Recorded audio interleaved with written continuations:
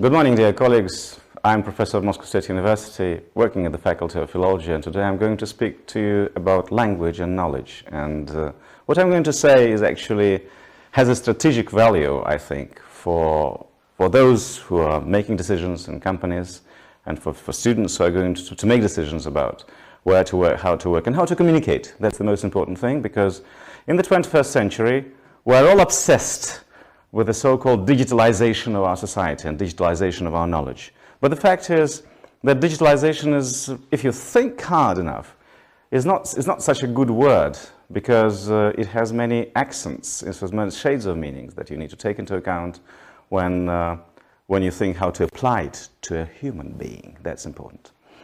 Okay, in the 21st century, the word digital becomes some sort of a praise, while the word analog or analog thinking becomes some sort of an anachronism.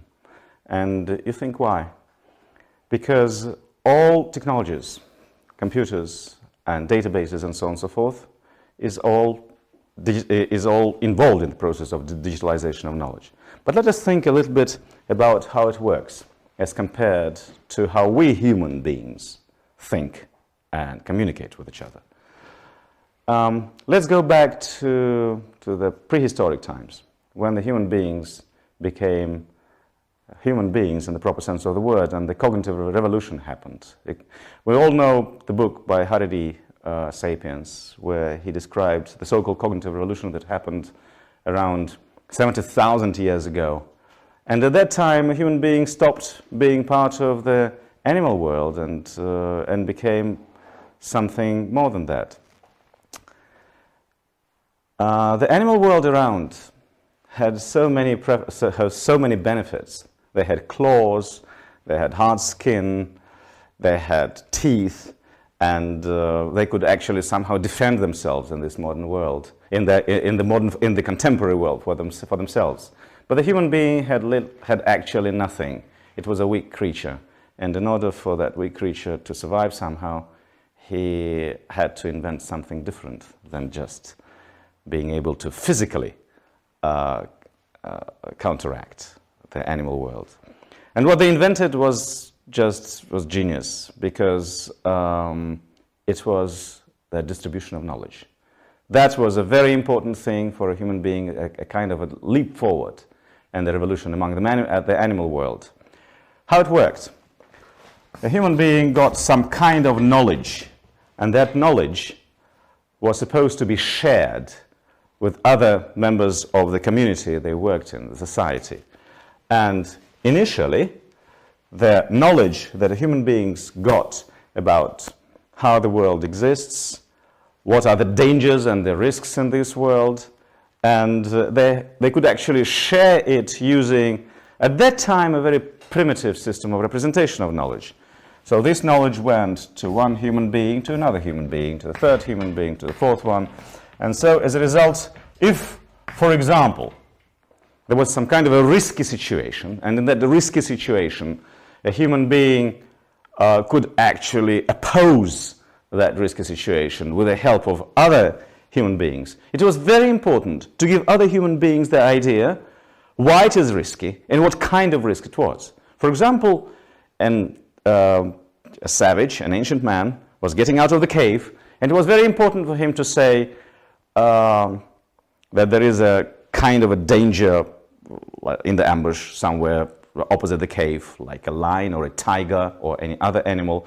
And the other man who was sitting, let's say, on the top of the mountain could cry or shout something to the man who was getting out of the cave that there is a danger, giving him some kind of an indication what sort of danger was waiting for him.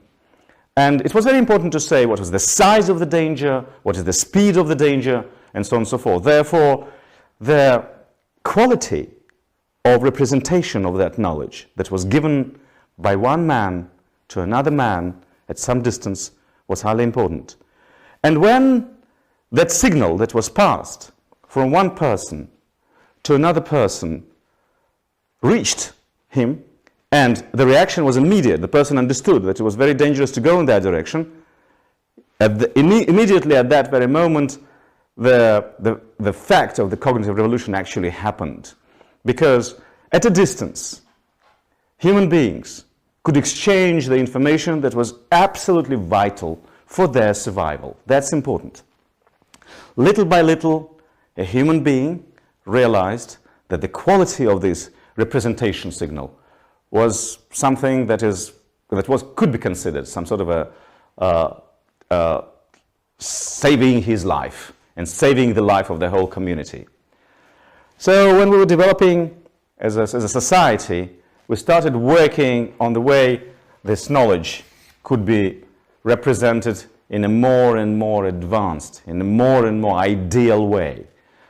Probably you would never find an animal in the animal world who would be teaching his cub or his child standing in front of the tree, like exercising in some kind of physical activity for hours. Like, for example, a human being would take a bow and an arrow, and they will be standing in front of the tree and shooting arrows again and again, hoping that the small of the family could learn the same skill very quickly. So that passing on of one bit of knowledge from one member of the society to another member of society was highly important, and people started improving that general scheme, the general system of knowledge that helped the whole society survive. As we developed, the languages developed, and we started developing our brain in a particular manner, and this development of the brain was the exercise that implied a lot of effort that was not necessarily reduced to logic or to analysis. The human brain began developing variously, and maybe quite inadvertently, without thinking hard about that, people thought it would be very good if a human brain developed broadly through non-logical exercises, non-analytical exercises, as it were. They started inventing fairy tales, folklore, all sorts of parables, and something that actually didn't exist. Why was that important? Because they realized that when there is a one-to-one correspondence between one bit of knowledge and another bit of knowledge, and that one-to-one correspondence developed only one area of the brain, and the search mechanism did not exist.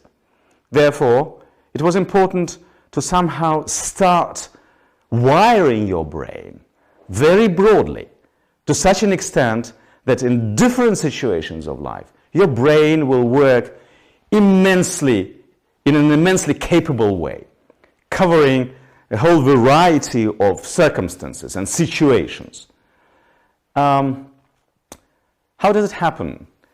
In the Bible, there is an episode when the prophet Isaiah says to the people who were standing around him that he had a vision. He saw the king in his mind when he was sleeping. The vision meaning he was sleeping and he had a dream vision.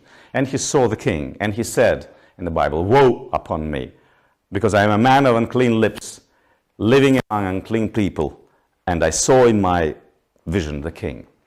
And then the angel came up to him, touched his lips with a live coal and said, "Now you are cleansed." What happened next was very peculiar for understanding the subject that I'm developing at this very moment. God said, "Whom shall I send?" And Isaiah said, "Here am I, send me." And God gave him the instruction how the prophet should speak to people. Isn't it wonderful? This is the only episode in the whole of the Bible when God gives a direct commandment to the prophet how to speak to people. And he says, "Go to these people and speak to them in such a manner that seeing they shall not see, and hearing they shall not hear, and shall not understand." Isn't it incredible? God commands the prophet to speak to people in an unclear manner, not directly explaining to them what should be done, but in an unclear manner. Why so? And what did the prophet do actually to fulfill the commandment of God? They started using parables. They started using all sorts of allegories, indirect statements, indirect descriptions. For what purpose? Because indirect descriptions of the world and what is happening sets your brain thinking widely. It sets your brain thinking in an extremely diverse and expandable manner. That was very important for the human being to understand something that did not exist in this world. I mean, the kingdom of heaven. Kingdom of heaven was described in the Bible, and the prophets were giving people the idea of what the kingdom of heaven is. And you could not describe it because it doesn't exist here. Therefore, what is the way to describe it? You could describe it only indirectly, only through allegories, metaphors, allusions of all kinds. And this could be done only if you fire your brain in a particular manner, in a different manner, in a manner where your brain works as a whole and not only one part, one analytical part of the brain works. The human being started developing this indirect kind of description, indirect kind of communication. As far back as about 35,000 years ago, about all sorts of fairy tales, myths and legends started to appear, and little by little human society developed it as a highly advanced manner of communication. What is happening with the invention of computers? With the invention of computers, we start looking for a very precise manner of representation of knowledge. We want to know exactly what kind of weather we're going to have tomorrow. What should we do if some sort of occasion happens? If there is a storm, if there is an avalanche, if there is an earthquake, we want to know exactly when, at what point it is happening, and what should we be doing to save our lives. That is the reality of the 20th century, the second part of the 20th century and of the 21st century. All right, and people started thinking how to make that knowledge more exact. Naturally, mathematics got in here, and people started thinking in terms of formula. But instead of actually delegating this kind of precise knowledge to the computers fully, people started thinking probably that it wouldn't be bad if the human mentality would also be digital. But it's impossible, because a human brain does not operate digitally. A human brain operates as a whole, as a big substance that is covering the whole of existence. We actually tend to live in the cognitively rich environment. That's important. We operate in the cognitively rich environment. While I'm talking to one person, at the same time I see somebody standing by my side and doing something, and I have some kind of a side vision of the person who is by my side and behave accordingly. But somehow, without explaining, people are trying to develop the so-called exact knowledge. When a small boy or a child or a schoolboy or a student, when he or she would know the exact answer to an exact question that was the indicator of a very high class of knowledge, that is actually not quite real. That is not quite objective what is happening in the human world. Let me explain how it means, and then I will return how it works, and then I will return to this scheme, because in this scheme, knowledge was shared between people, and then in the 21st century, in this circle of people who were the receivers of the knowledge, we started to replace people occasionally with computers. And that's already an absolutely different algorithm of communication.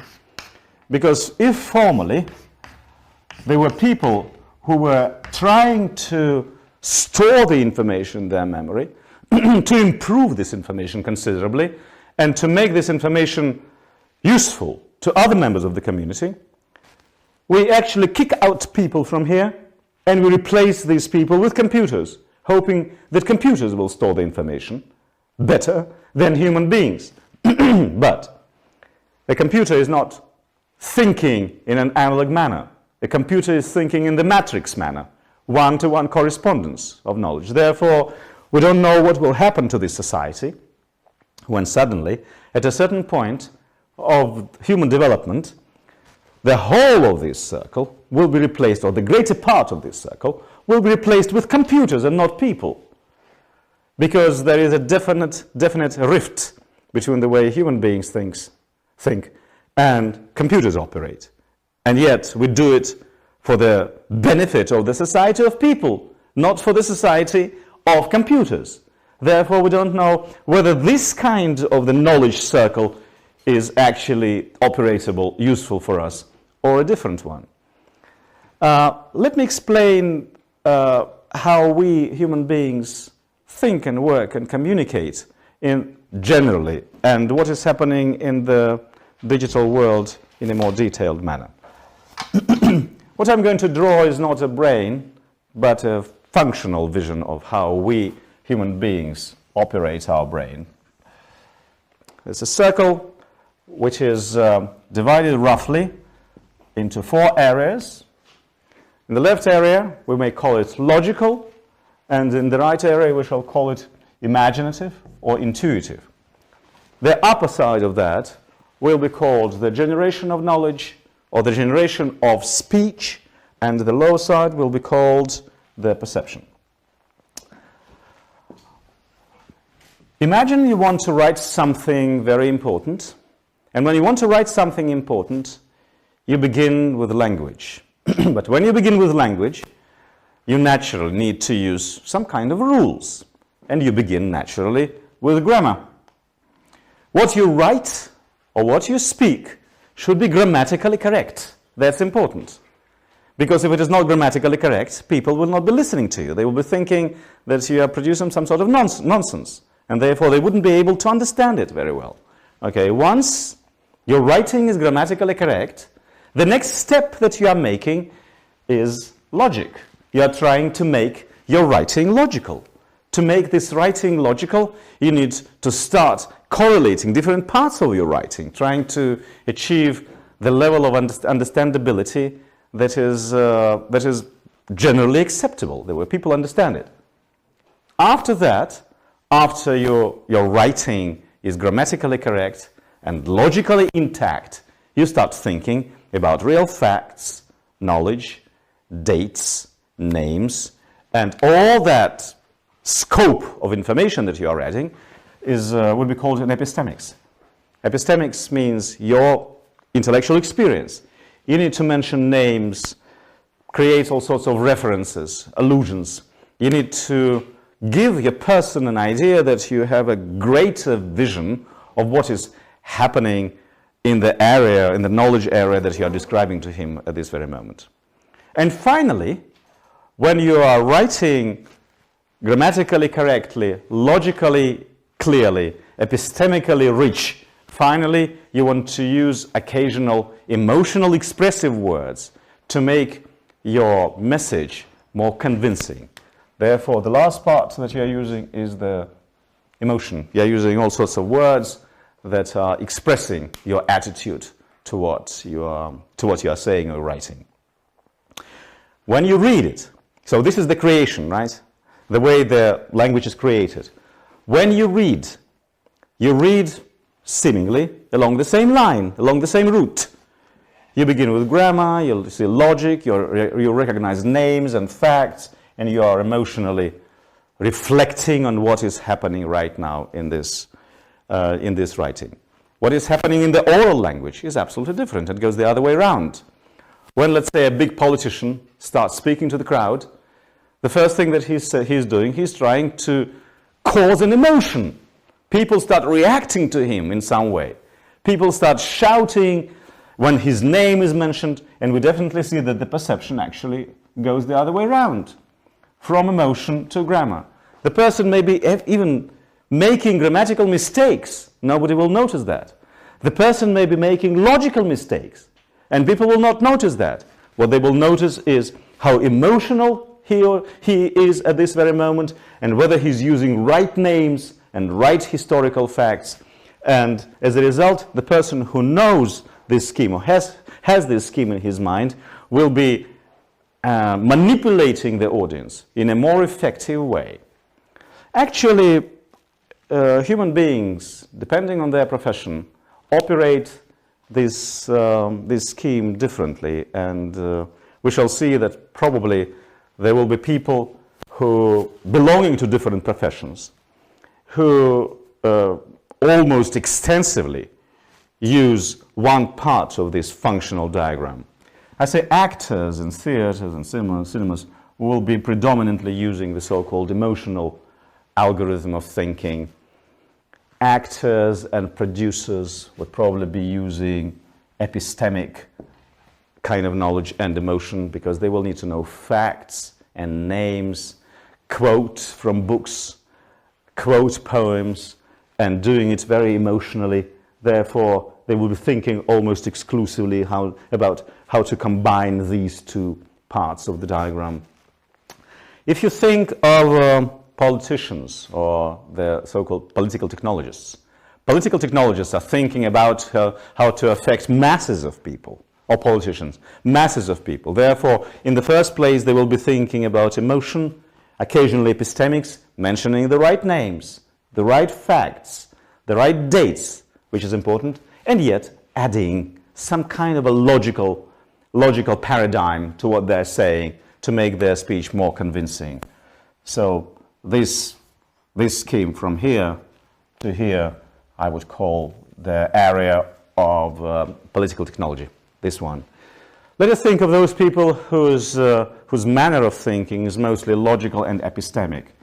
Just these two sections of my diagram. These are mostly intellectuals, people who know a lot about history, about who write books, about who Shakespeare was, who Pushkin was, who Dostoevsky was, what Winston Churchill was doing, and they would be trying to build up a kind of a diagram of their own vision of the world based on their historical knowledge, on their real knowledge of artifacts of all kinds, and building it into a logical framework. So that's it. Well, when you're thinking of the executives, meaning people who are performing somebody's will, we're seeking the best executive who would be capable of actually understanding the whole scope of knowledge. And in that particular case, we expect that if we say, let's say, the writer or the editor or the copywriter, the people who create texts or who create the basis for communication, we expect that these people would be grammatically correct, logically intact, epistemically clever, emotionally charged, all these things taken together. So these people should have the whole span of knowledge. Although very often, when we say use just linguists, let's say, who would be dealing with your text, it's enough for us, let's say, for a proofreader, for the person to know only grammar and orthography, right? So this kind of knowledge would be most sufficient for a proofreader. And we do not expect that a proofreader would be sufficiently clever to cover the whole area of communication. That's practically impossible. Very often, I would notice that, for example, when I'm using the services of the designers, people who need to draw something, I realize that this part of my spectrum doesn't work in them at all. They make mistakes, huge mistakes, and they think only about beauty. They're not thinking about logic, they're not thinking about epistemic. Their vision is almost exclusively emotional. And therefore, when, for example, you write a text, and then you want a certain designer to bring this text to an acceptable form so that the public would perceive it very well, there is a great rift between you as the creator of the text and the designer, who is thinking in absolutely different terms. Where are you? You are here. That's you. So that's where you stand. This is where the linguist or a proofreader stands, and this is where a designer works. Therefore, you need to think how to improve communication in this particular case, where things are almost incompatible. And the only way to achieve perfection in this case is to organize a team of people with different modes of thinking, with different modes of perception. Then comes the lower section of my chart. And the lower section of my chart is almost exclusively perception. If this is speech generation, this is perception. You know, as a just off top. I would say that what I described to a certain extent can be related to the way many people think our brain works, because we have the so-called left hemisphere, the so-called right hemisphere, and the left hemisphere is dealing with a logical analysis, analytical kind, and the right is more intuitive. But this is only a very abstract relationship between the two. So I'm not drawing the scheme of the brain naturally. All right, the perception side. When I speak, I have a feeling that people who are sitting in front of me understand me. But the likelihood that people understand you is very small. Because very often we belong to different cultures, we belong to different levels of education. We just don't know whether people who are sitting in front of us understand us at all.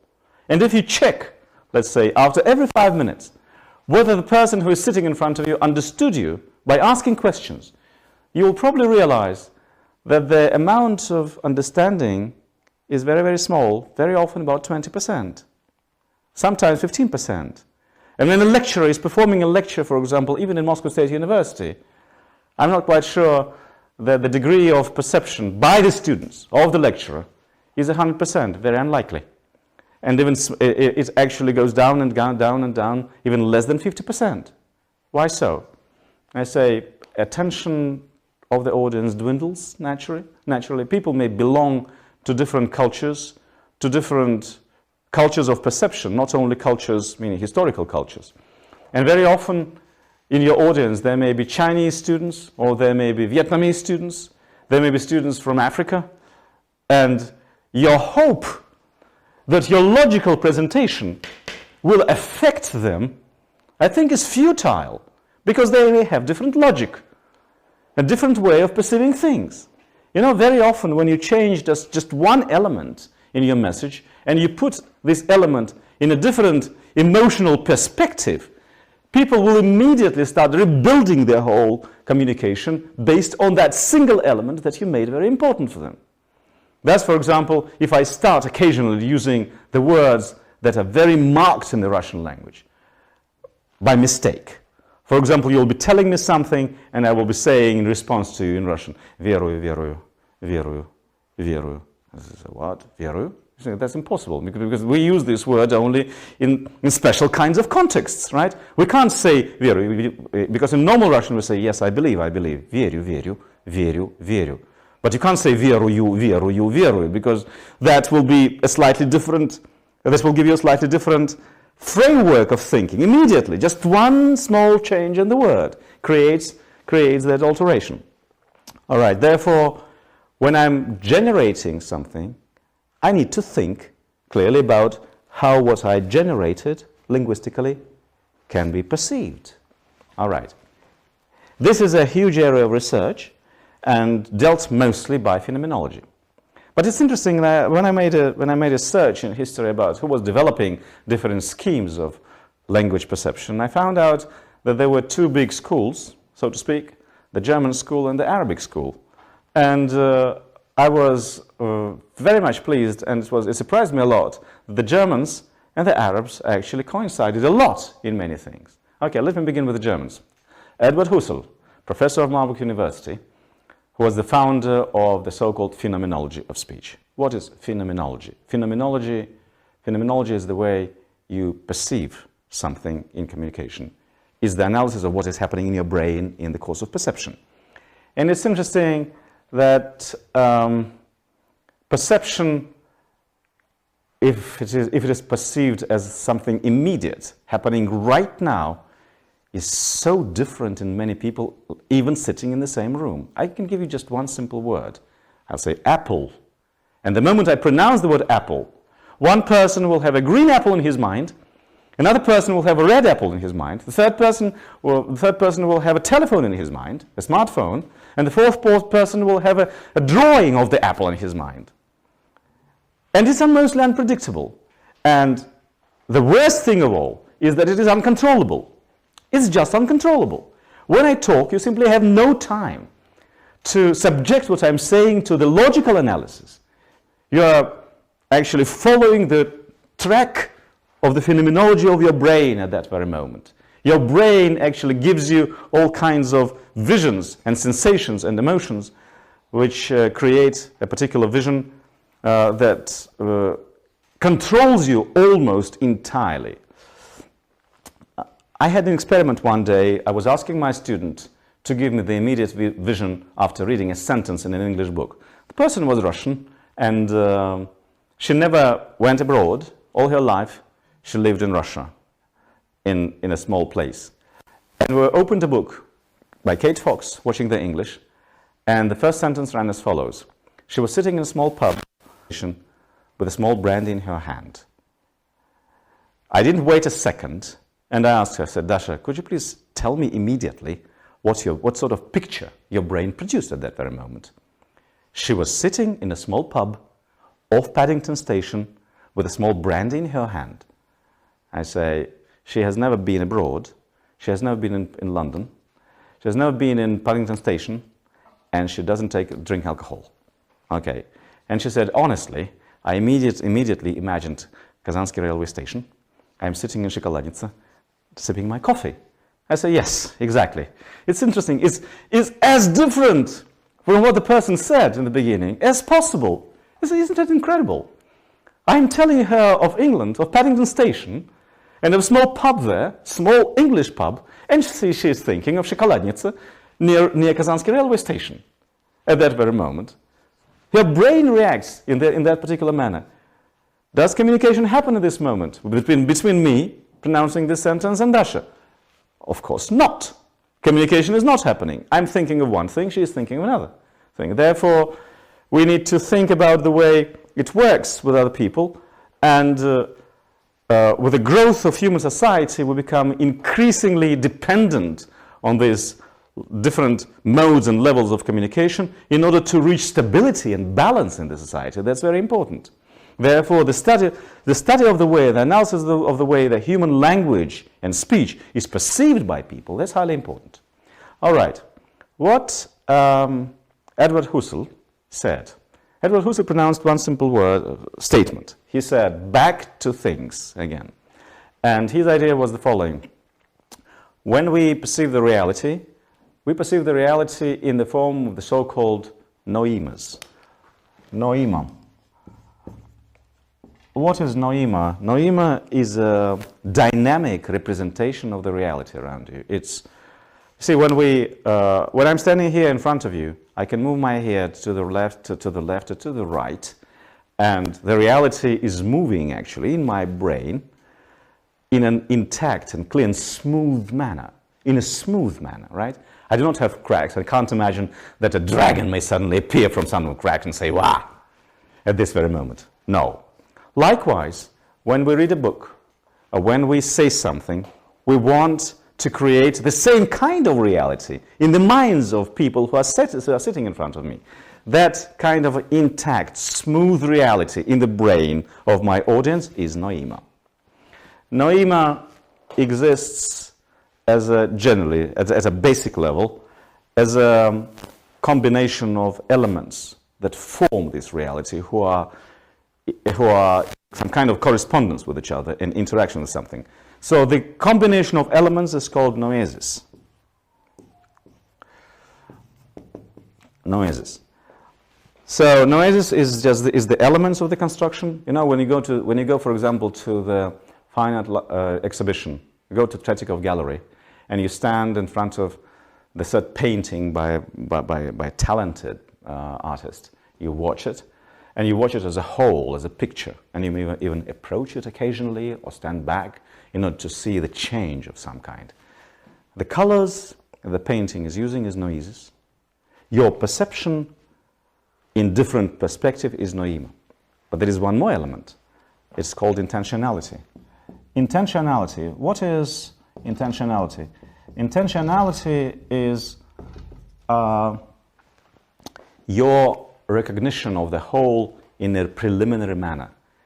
Intentionality is the way you start, when you start recognizing the whole in advance by certain small elements. It's like when I'm giving you, let's say, the vision of something that looks like a geometric figure. For example, I draw to you this, and then this, and then this. And I ask you a question, what is that? You say, it's a triangle. I say, no, there is no triangle here. But your brain suggests that there is a triangle there, right? You start building it up in some kind of manner. You are in the habit of filling up gestalts, filling up the images that are given to you in the form of small elements, and you start reconstructing the whole on the basis of small elements. Intentionality is largely this: your premature understanding of what you expect to happen in a second with you. And Martin Heidegger said that the main element that is actually helping intentionality work is what he called care. Care is when you try to think how actually to put it all together in this particular manner, or in that manner, or in that manner. Care is your effort at completing the unfinished gestalt. These three things are in charge of your perception. And the Arabs, interestingly, within the framework of their esoteric studies, they have added up 4 elements of perception. It was very important for them. The first element they call tafakkur. Tafakkur is the word that is used for the reading of the Quran. Tafakkur is your analysis, is your capacity to analyze things. And they say that it's impossible to perceive knowledge without analysis. Analysis is a very important thing. Therefore, they call it tafakkur. Tafakkur is based on the analysis of the elements of something. The second element of perception in their vision is the necessity to concentrate on something almost entirely. They call it huzur. Huzur is a way of concentrating on things almost entirely. Every schoolboy remembers that from school. When you open a book of fiction and you start reading it, after probably 20 minutes or 30 minutes, you forget the entire reality and you become completely involved in that reality. You start living in the book that you are reading. And when people try to prevent you from that context, you become angry and irritated. So this full concentration on what is happening is called huzur with Arabs. But Edward Husserl introduced in the German philosophy, introduced a notion that is very, very close to huzur. He was using the Greek word epoche. Epoche. What is epoche? Epoche means brackets. Brackets. Brackets means that you need to put the reality in some sort of frames in order to understand it very clearly. It's not by chance that we have the Russian word epocha. What is epocha and epoche is the same word. Epocha means some sort of reality that exists within certain brackets, within certain framework. And we try to actually establish a balance between elements within epoche. Likewise, when you read a book, and in that book, you are focused almost exclusively on those people, on those actions, on those activities that are described right now, at that very moment, in the book. And that is also epoche, and for the Arabs it is called huzur. Then, as you read on and on and on, you want to associate your own experience and your own knowledge with the experience of those actors that were presented in the book. For the Arabs it's called Murakaba. Murakaba means your capacity to establish the relationship between your experience and the experience that is presented to you. At that moment you start crying, you start being angry as if it is happening to you really. And there is a great parable that was, or legend maybe, or story told to me by one person in the Caucasus. He was describing to me a very interesting situation. There was a very old man sitting in a village, and one day, and he was reading a book, and one day a roaming poet entered the village, and they greeted each other, and the old man was asking the young man, "Who are you, and what are you, and what are you doing?" And this man said, "I'm a poet." He said, "Could you recite to me something?" He said, "Yes," and he recited to him just 2 lines. And when he finished reciting the 2 lines, the old man started crying. And he was crying so severely and for such a long time that the whole of his clothes became wet with tears. When he actually calmed down a little bit, the poet asked him, "What happened? Why were you crying so severely?" And he said in response, "For months I'm reading the Quran here, and not a single tear appeared in my eye. And now came you, and you recited your bait, 2 lines, and the whole Quran blossomed in my mind as a garden of paradise." It appeared that just the logical reading of that book that was sacred to him didn't touch his heart to the extent when a new element suddenly appeared and triggered the appearance of the whole picture. That's Murakaba. When you actually allow one element to unite your world and the world of someone who is presenting it to you. And finally, when you are completely dissolved in this new world, the Arabs call it Fauna. Fauna means complete dissolvement in that new reality that is not yours. What is happening is here is the general scheme of how we people think, is the general scheme how we perceive the linguistic reality that is presented to us. And for our professional purposes, for our everyday purposes, we need to think a little bit about how to adapt it to our modern needs, and whether we should develop more actively the so-called analog kind of thinking or the so-called digital kind of thinking. Let me show you a diagram. Imagine you are a company that is tailoring clothes for women, and you are thinking of colors. In that particular case, you may think either in terms of spectrum. Now we can show it on the screen, either in terms of spectrum. And when we look at the spectrum of red colors, the variety of red is so huge that you can never decide what kind of color you are going to use for the current seasons for women. Whether it would be the red that is at the right top corner of the spectrum, or slightly to the left, or closer to the bottom, you don't know it. And you don't know what the reaction would be, because different variations of red may cause different emotions in people. Therefore, you actually cast away the spectrum representation of the red color, and you start thinking about matrix. You start thinking about matrix. Why matrix would be more important and more interesting than spectrum? Because in matrix, you choose a particular kind and variation of the red color that you know for sure people will perceive generally. For example, in that matrix that you see now on your screen, we may have the so-called wine red color, or Chinese red color, or tulip red color, or blood red color. Every one of them will have its own label of understanding. And therefore, when you, for example, would enter a shop, would enter a tailor's shop, and some kind of a dress would be presented to you, the person who is selling this dress to you, he would say, "Now we have an absolutely new collection with Chinese red." And you would immediately have this kind of associations with China, shades of meaning that are associated to the red color. Matrix, in terms of marketing, in terms of perception, seems to be a more readily solution for direct sales. It seems that when you present the whole variety of the red color to people, the likelihood that they will understand the whole of it is very, very small. Therefore, you need to reduce it. You need to reduce it considerably in order to be able to, for them to understand it very, very clearly. So the same is happening with language. The same is happening with language. When we write, formerly we were thinking that the more complex your writing is, the higher is the intellect that you are having.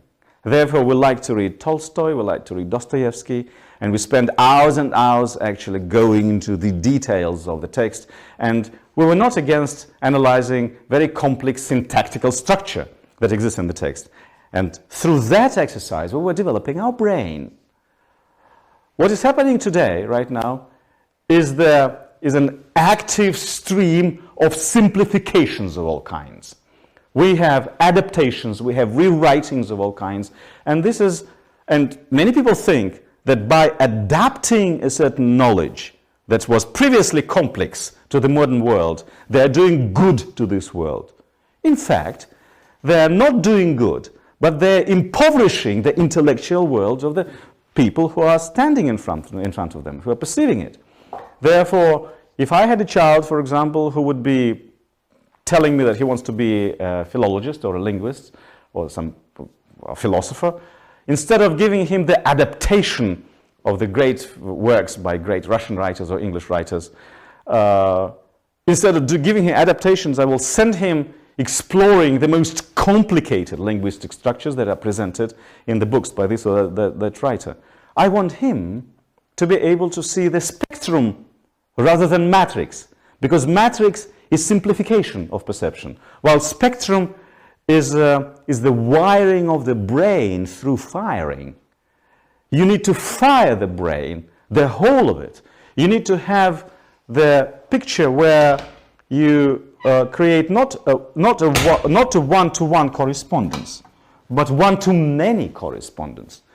Normally, we think like that. This is a bit of knowledge, and then there is some kind of a reality, right? And the task is, as in many modern exercises for multiple choice, they say, what is the right relationship? They say this, they say wrong. They say that, wrong. This, very good, a good solution. But human brain doesn't think like that. Human brain thinks differently. Human brain says, well, this is also possible, and that is possible. And therefore, and each next particular element may be related to 5 or 6 other elements, which will also be right. And this particular element may be related to 5 or 6 other elements.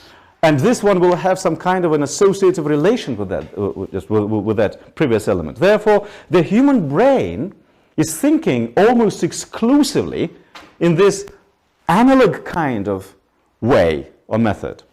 Imagine Shakespeare and Hamlet.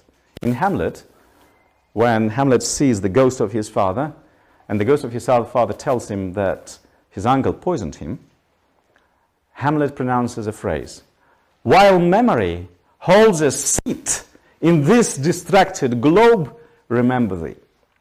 What is globe? What is seat?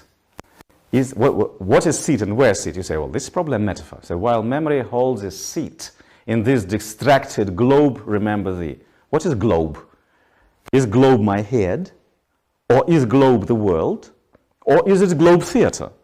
We don't know. And therefore the interpretation of the actor who is actually pronouncing this phrase in the theater, the interpretation will be in the gesture. He can say, while memory holds a seat in this distracted globe, meaning head, or in this distracted globe, meaning the theater, he will be showing, pointing at different people sitting there in the theater or in the world. But Shakespeare was using the word globe to mean 3 things simultaneously. 3 things simultaneously. Distracted globe could mean distracted world. Distracted globe could mean simultaneously distracted mind. And distracted globe could mean simultaneously people sitting right now in the globe theater. So, what should machine be doing with this particular writing that is presented to you in this matrix kind of, not unmatrix, in this non-digital form? It will not be coping with this polyphony of meanings and shades of meanings. Therefore, I'm saying for the machine, it's important to receive the product that is more or less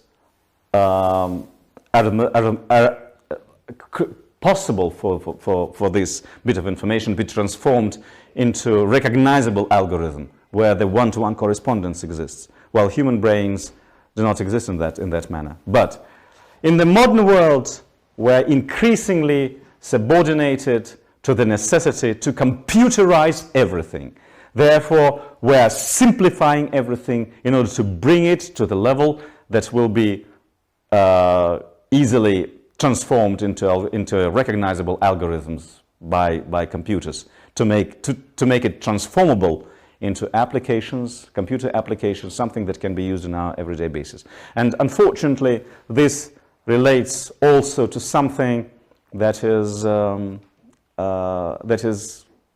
very, very human, like literature and intellect and art. All of these things tend to be computerized. imagine a picture that you see on a television screen, where there is a film, where it is digital. In that picture you see the colors are fantastic, a beautiful colors, right? And in that particular case, when you imagine for a second whether these colors actually exist in the world, you say no. The real colors are not so bright. The real colors are not so contrastive. The real colors are more shady. And yet you like this very bright picture on the screen. What is happening is the digitalization of color, so that a greater variety of people will be perceiving the same picture in a more or less in a more or less similar way. Therefore, let's say the green color or the red color or the yellow color exists only in the reduced number of forms that is perceivable by the increasingly large number of people. Therefore, in order to cover the expanding, the scalable size of the market, you need to transform the very complex analog reality into the digital reality. But this does not transform your thinking from analog kind of thinking to the digital kind of thinking. So all these things are impossible. Therefore, my conclusion is the following. In the modern world, for human development, I would probably invite human beings to think in a human manner, in the sense that you would allow yourselves to create variations and shades of meanings, accepting and perceiving the complexity of the world in its real form of representation, without simplifying it. And you can only simplify it or bring down to the form of matrix only in those areas where it is necessary for you, like let's say in such areas as law, or exact science or digital science, where you'd think about high technologies, these things that are very risky for human society when you are building or when you are developing or manufacturing some sort of a device, or airplanes, machines of high complexity. In that particular case, you need to bring down the human perception information to this one-to-one correspondence kind of form, where the matrix form of representation becomes the only solution, because there is only one kind of mechanism that is